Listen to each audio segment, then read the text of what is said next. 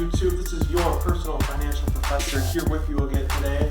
And today we're talking about 401ks. Alright, so this is the traditional retirement plan that has replaced pensions over the last 40 to 50 years. It's called a 401k because of the specific legislature, the IRS tax code. I think it was actually in that 401k section of the law code in a sense. And so what is a 401k? It's a retirement plan, but it is what's called pre-tax retirement plan.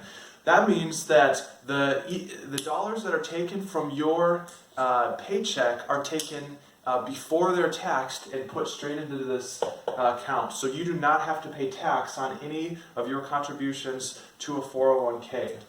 Well, that sounds great. Why would anyone save outside of 401k? Because the max you can put in a single year as of 2019 is $19,000. Okay? So that's the max amount that you can put in. And that's a lofty goal to even save $19,000, but you need to be aware that that is the maximum amount you can put in is on a pre-tax basis. Now, what a lot of employers do is actually they have a pre-tax 401k match. So you might have heard we match 3% or we match 50% up to 4% or something like that. So we'll start with that first one. Say you make $100,000 a year, for simplicity, okay? You make $100,000 a year and you get a 3% match. That means that you get matched dollar per dollar by your company for every dollar you put in up to 3% of your total salary.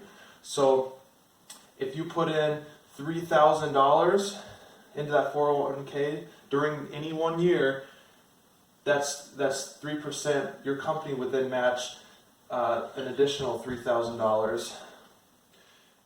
So then the total amount you would have contributed that year was $6,000. Okay? And so that's that. Well, can you contribute less? Absolutely. If you only were able to put in $1,500 for the whole year, then your company, if they set up to a 3% match, would only put in as much as you contributed. Okay? So this brings us to an important point. Whatever you do, contribute to your 401k match. You have to do it. If you have student loans, if you have a mortgage, anything else that you have, you need to at least contribute to the match because that is free money that your employer is giving you.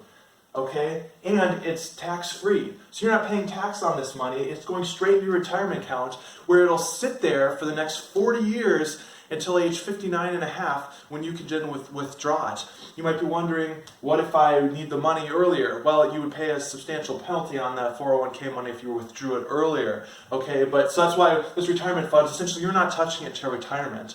But it's important because when you pull it out retirement, you will have to pay tax on it. The government will still get theirs. But the reality is you probably will be in a lower tax bracket, especially if you're making this kind of money. You're going to be in a lower tax bracket at retirement than you are right now. Okay?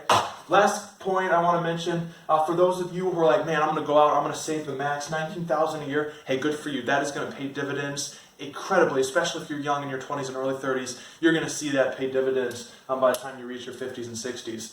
But, the question is, does that $3,000 match count towards the max I contribute? No, it does not.